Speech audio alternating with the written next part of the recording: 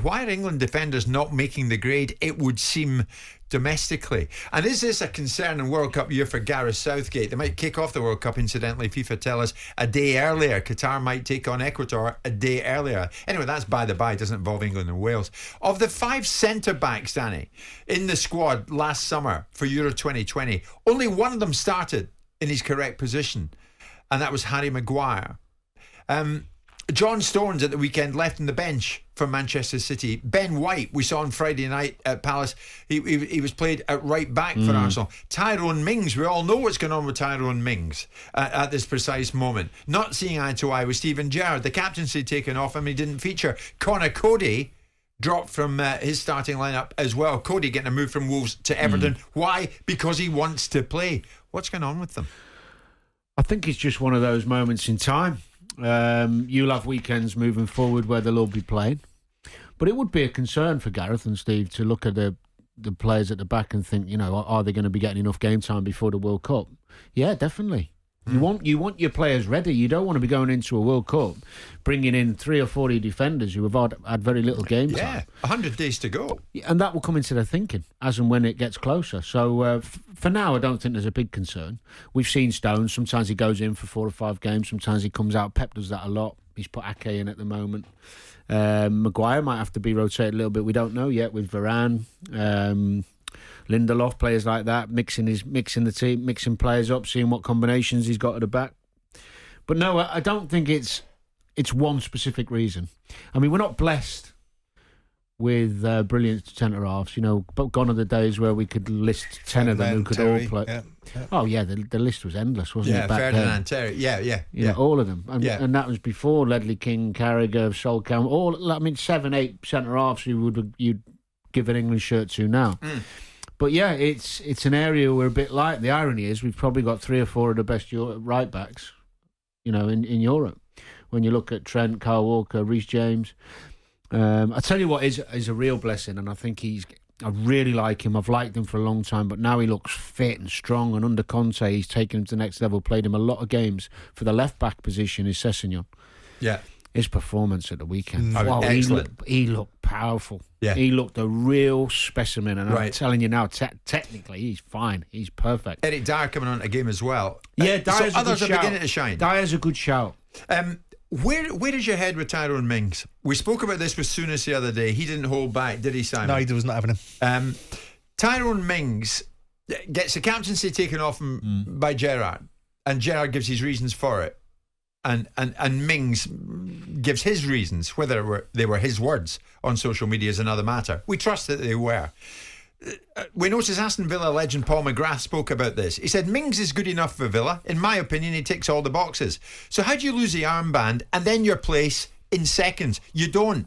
So who said what to who? No one cares. Get him in the team.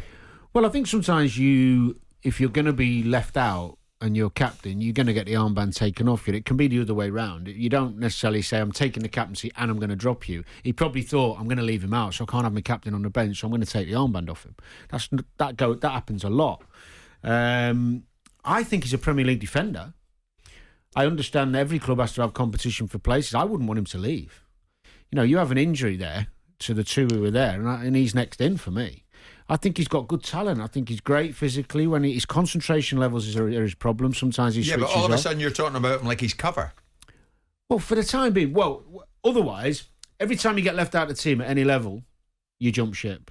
Is that the philosophy you want to send? Is that not philosophy, but is that the message? Is that the message you want to send, or is that what happens? No, most players give it a good go to get back in and prove the manager wrong. Have some resilience about you. Say, all right, you're going to leave me out. That'll give me a kick. But I think what Paul McGrath is alluding to is something that's obviously gone on. There's been words between Steven Gerrard, and there's rumours circulating about that anyway.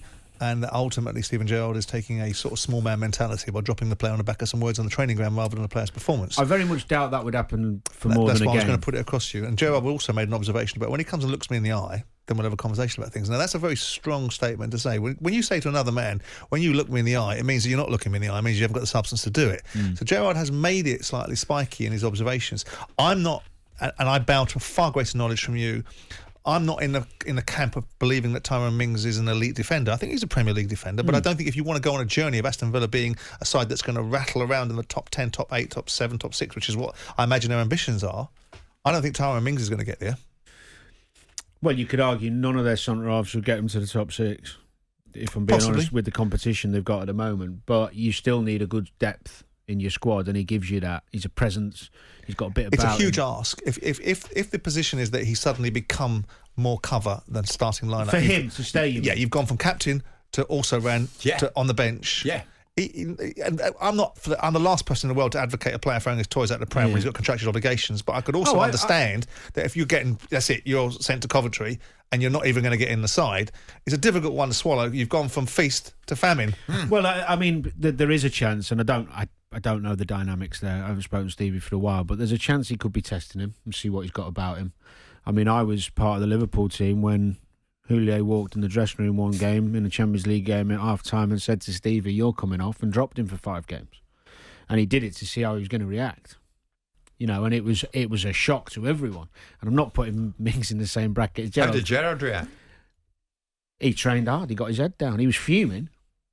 But he didn't go out in the press and say anything stupid. He just got on with it. Came back. Next thing, he's been given the armband. Next thing, he goes like that through the roof. That's how you react. Yeah. So maybe he's testing him a little bit. I don't think my knowledge of Stevie isn't someone that would cut his nose off to spite his face.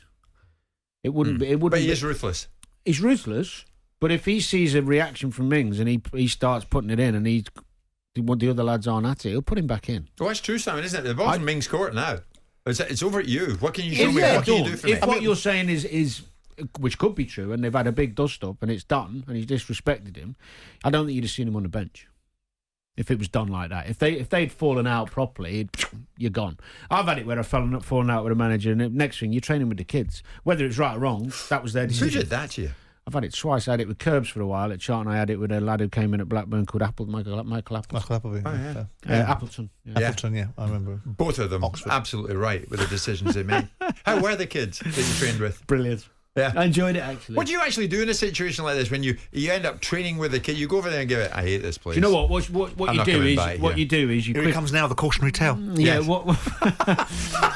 Yes. Do you know what? What you do quickly is get over yourself and your ego. Right. And you try and make an impact and do the right thing. You're training with the kids tomorrow morning. No, you're not. You're with Chisora. You got to love that. Well, I did anyway. I tried to do the right thing, yeah. All right. Well, it's up to Mings. We'll see if he does the right thing, gets back in there. Watford done a bit of business this lunch. They signed Leicester midfielder Hamza Chowdhury on a season-long loan. Watford got a draw there night at West Brom. We're coming up to 12:30. Jim White and Simon Jordan. Monday to Friday mornings from 10 on AM, on DAB, via the talkSPORT app and on your smart speaker. talkSPORT.